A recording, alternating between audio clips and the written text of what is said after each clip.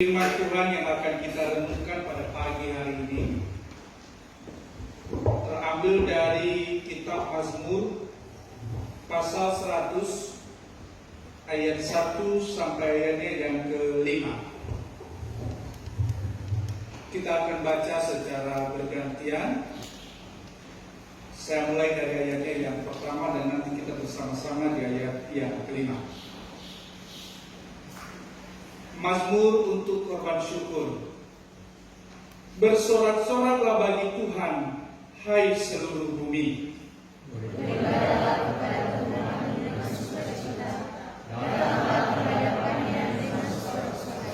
Ketahuilah bahwa Tuhanlah Allah, Dialah yang menjadikan kita dan punya Dialah kita, umatnya dan kawanan domba gembalaannya. Masuklah melalui pintu lapangan dengan Yesus dalam pelatarannya Yesuslah padanya dan pujilah bersama-sama. Sebab Tuhan itu baik, kasih setianya untuk selama-lamanya, dan kesetiaannya tetap turun-temurun. Kita berdoa. Bapak Ibu dan jemaat yang dikasihi Tuhan, sekali lagi saya mengucapkan Shalom. Yahoo, kurang semangat. Yahoo, pemeliharaan Tuhan sungguh kita rasakan setiap hari. Dan saya percaya kalau Bapak Ibu saudara hadir di tempat ini, itu karena Tuhan yang memelihara hidup kita. Amin. Bapak Ibu dan saudari yang dikasihi Tuhan, seorang ibu yang baik ketika melahirkan seorang bayi, maka ia akan berusaha merawat, menjaga, dan memelihara bayinya dengan sebaik mungkin. Bahkan dalam kondisi kesehatan yang belum pulih pun, ketika ia baru melahirkan, ia tetap berusaha memelihara bayi. Bukti cinta kasihnya kepada anak yang ia lahirkan. Bahkan ketika seorang bayi belum bisa menyampaikan apa kebutuhannya, seorang ibu, seorang ayah akan selalu berusaha peka memenuhi segala kebutuhan. Ketika ia mulai besar, perilakunya mungkin semakin berbeda. Ada saat di mana ia manja, tantrum, menangis, marah. Tetapi ibu yang baik, ayah yang baik tetap mengasihi anaknya. Ia tetap memelihara, ia tetap membimbing, menjaga dan menolong sampai anaknya benar-benar dewasa dan bisa hidup mandiri. Bahkan ketika anaknya sudah besar, sudah mandiri pun, seorang ibu dan seorang ayah akan tetap mengasihi dan menjaga anak-anak. Kita percaya kita ini anak-anak Tuhan. Anak-anak oleh karena iman kepada Tuhan. Dan sebagai anak Allah, kita percaya Allah kita jauh lebih hebat dari seorang ibu. Ia jauh lebih peduli daripada seorang ayah yang akan senantiasa mengasihi kita anak-anaknya dan memelihara hidup kita. Bahkan ketika kita pun kadang-kadang tidak tahu bagaimana lagi harus berbicara. Ada saat di mana kita tidak bisa mengungkapkan kebutuhan kita kepada Tuhan. Kita tidak bisa berkata-kata. Oleh karena berada pergumulan. Tetapi Allah kita, Allah yang peka. Ia tahu kebutuhan kita. Ia tahu bagaimana memelihara kita. Melebihi seorang ibu yang bisa peka terhadap bayinya. Ketika bayinya menangis, ia tidak bisa mengucapkan apa yang ia butuhkan. Seorang ibu tahu dan peka sehingga bayinya terkoyak. Allah kita sedemikian hebat. Ia tahu apa kebutuhan kita. Ia tahu pada saat kita sedih, Ia tahu pada saat kita bersuka cita, Ia tahu apa yang kita perlukan, dan Ia memelihara hidup kita. Dan ini yang dirasakan oleh bangsa Israel, termasuk pemazmur. Mereka merasakan pemeliharaan Tuhan yang luar biasa. Bahkan mereka seperti seorang anak yang kadang-kadang manja, kadang-kadang memberontak juga, tantrum, bersungut-sungut kepada Allah. Tapi ya Tuhan tetap memelihara hidup mereka. Tuhan tetap menjaga dan menolong mereka. Sehingga pemazmur sampai pada kesimpulan, kita harus bersuka cita karena pemeliharaan Tuhan. Dan ini tema kita pada pagi hari ini. Bersuka cita karena pemeliharaan Tuhan. Kita baca bersama-sama. 3, 2, ya. Bersuka cita karena pemeliharaan Tuhan. Bapak Ibu dan Saudari yang dikasihi Tuhan, Mazmur 100 ini dibagi dalam 3 bagian.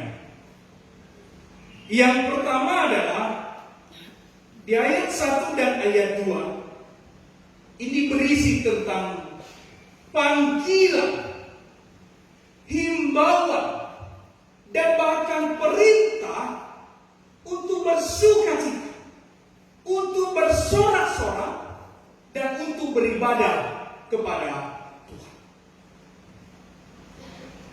Ayat 2 berkata, beribadahlah kepada Tuhan dengan sukacita, datanglah ke hadapannya dengan sorak-sorak. Pemazmur menyadari bahwa tidak ada balasan yang bisa ia berikan kepada Allah. Tidak ada balasan yang bisa ia ungkapkan kepada Tuhan. Bagaimana pemeliharaan Tuhan?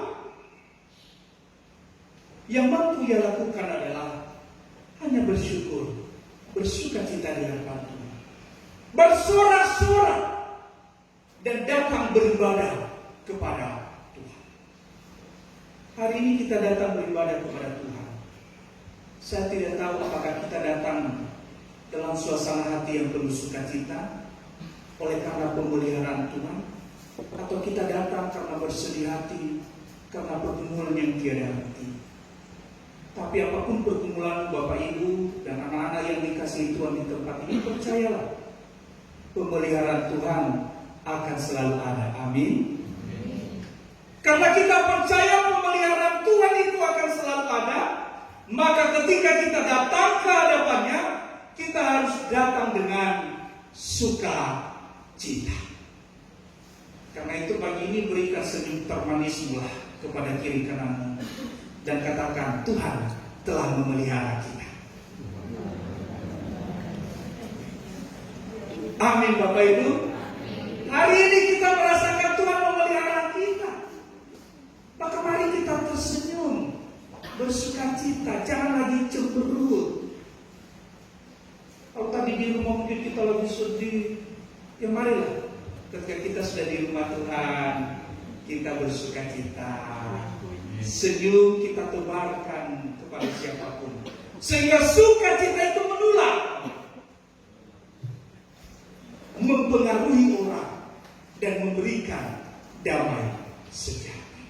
Ini dirasakan oleh umat Tuhan Israel datang ke hadapan Tuhan dengan sorak-sorai, karena satu keyakinan, Tuhan sudah memelihara hidup mereka. Ini yang pertama. Yang kedua, di dalam Mazmur ini bagian yang kedua adalah ayat 3 dan ayat 5. Di sini pemazmur mengungkapkan alasan mengapa harus beribadah. Di ayat 3 disampaikan, Dialah yang menjadikan kita, punya Dialah kita, umatnya dan kawanan domba-gembala. Punya Dialah kita. Bapak Ibu, kalau kita punya barang yang sangat kita sukai, seperti baju misalnya, baju yang sangat kita sukai, tentu baju itu tidak akan kita letakkan di tempat yang kotor. Kita akan tempatkan di tempat yang baik. Kita jaga, kita pelihara sebaik mungkin, supaya baju itu tetap awet, tetap mengkilat. Kalau itu mengkilat, glowing, tetap bagus gitu. Karena kita sangat menyayangi baju itu. Itu punya kita. Dan di dalam mazmur ini, pemazmur mengatakan, kita ini punya Tuhan. Dan saya percaya kita ini punya Tuhan. Kita ini adalah kepunyaannya, kebanggaannya, yang Dia sukai, yang Dia kasih. Karena itu Dia pasti akan selalu menjaga dan memelihara kita. Dia tidak ingin membuang kita. Dia tidak ingin menempatkan kita di tempat yang kotor, yang diinjak-injak orang. Dia menempatkan kita di tempat yang baik, di tempat yang layak. Karena Ia sangat mengasihi kita. Ia tidak ingin kita rusak. Tuhan menginginkan kita tetap baik. Tuhan menginginkan kita tetap sukacita, merasakan damai sejahtera. Dan pemazmur mengatakan, ya punya Dialah kita. Dia yang menjadikan kita. Kita ini milik Tuhan. Saya percaya kita di tempat ini yakin bahwa Tuhan yang menjadikan kita dan punya Tuhanlah kita. Amin Bapak Ibu. Kita ini miliknya Tuhan. Bahkan digambarkan bahwa kita ini adalah kawanan domba gembalaannya Bapak Ibu. Seorang gembala akan selalu berusaha memelihara dombanya.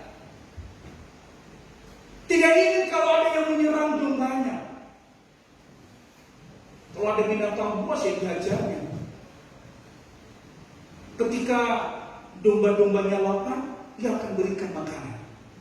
Dan domba yang baik, Dia akan selalu berusaha memberikan makanan terbaik untuk domba-domba. Dia tidak ingin memberikan makanan yang busuk, makanan yang kadaluarsa, karena itu bisa merusak domba. Itu bisa mendatangkan penyakit bagi domba. Gembala yang baik akan selalu memberikan makanan terbaik bagi domba-domba, memberikan pemeliharaan yang terbaik bagi domba-domba. Dan kita ini Bapak Ibu adalah domba-domba Allah, domba-domba peliharaan Tuhan. Dan kita percaya Tuhan kita adalah gembala yang baik, yang akan memelihara hidup kita. Yang kalau kita lihat di dalam Mazmur 23, Daud menggambarkan bagaimana Allah itu menjadi gembala yang baik baginya. Tuhan adalah gembala, dan itu dinyanyikan di mana? Tuhan adalah gembalaku, takkan kekurangan aku. Dia memberikan aku di padang yang berumput hijau. Luar biasa. Daud merasa bahwa Tuhan adalah gembala yang baik, sehingga ia tak kekurangan apapun. Ia membawanya bukan ke padang yang gersang, tetapi kepada rumput yang hijau, sehingga segala keperluan, kebutuhan dombanya terpenuhi. Kita nyanyikan lagu ini. Tuhan adalah gembala.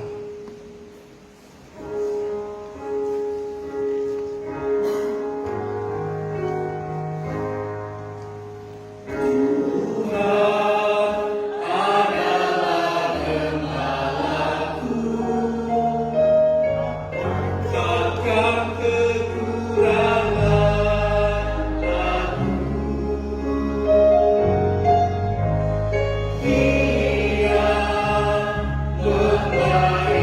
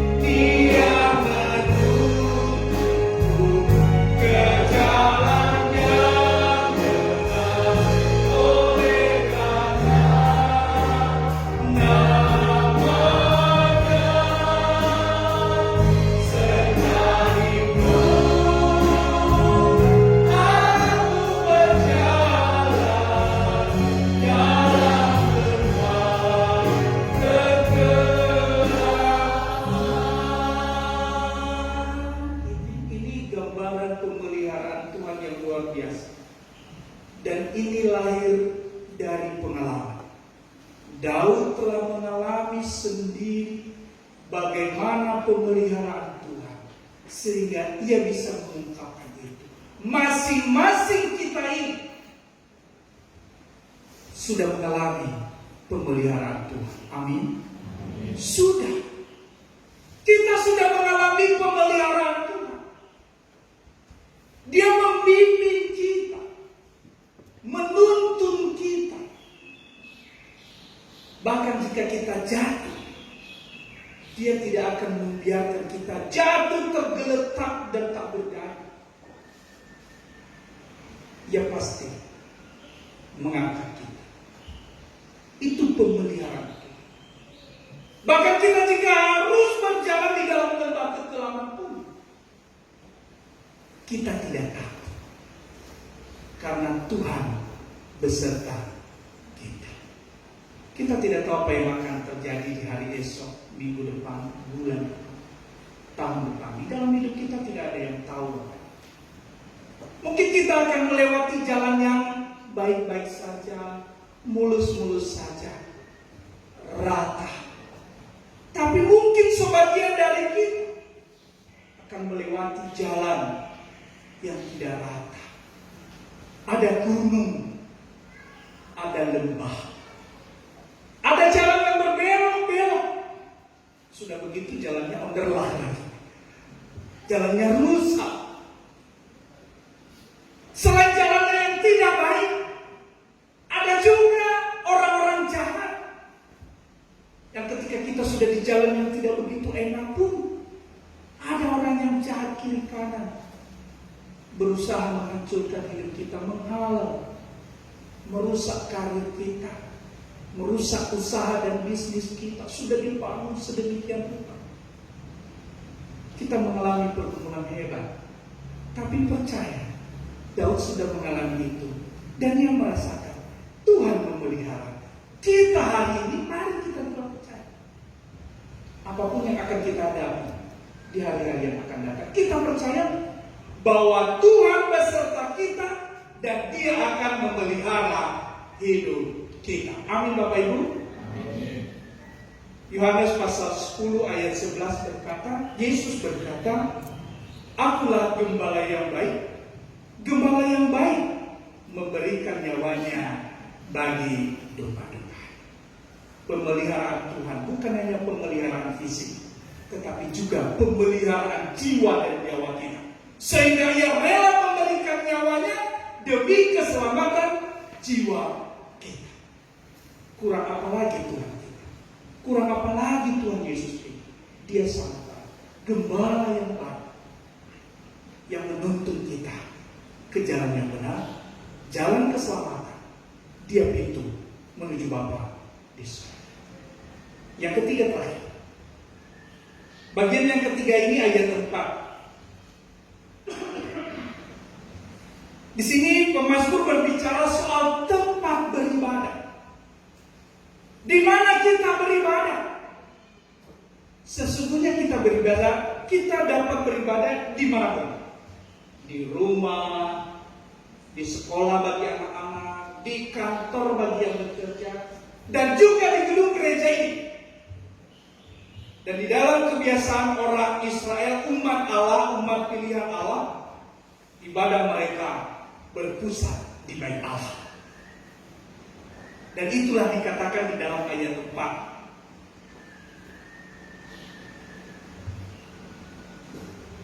Bisa ditampilkan? Kita baca bersama-sama ayat 4. 1 ayat 4.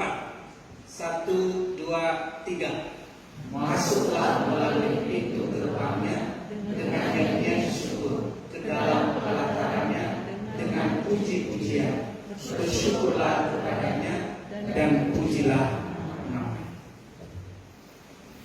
Pelataran Allah itu adalah pelataran bait Allah. Dan umat diminta datang. Memang pada waktu itu umat ya tepatnya di pelataran. Yang masuk ke dalam adalah para imam, dan yang masuk ke bagian Maha Kudus hanyalah imam besar. Jadi kalau di dalam Israel ini, ibu-ibu, bapak-bapak, anak-anak muda di tempat ini tidak boleh masuk di dalam bait Allah seperti ini, dalam gedung bait. Ya di depan itulah teras itu, seperti tempatnya Bapak Amabram itu. Udah pas itu. Kalau di bait Allah. Tapi Yesus telah menyingkap tabir bait suci itu.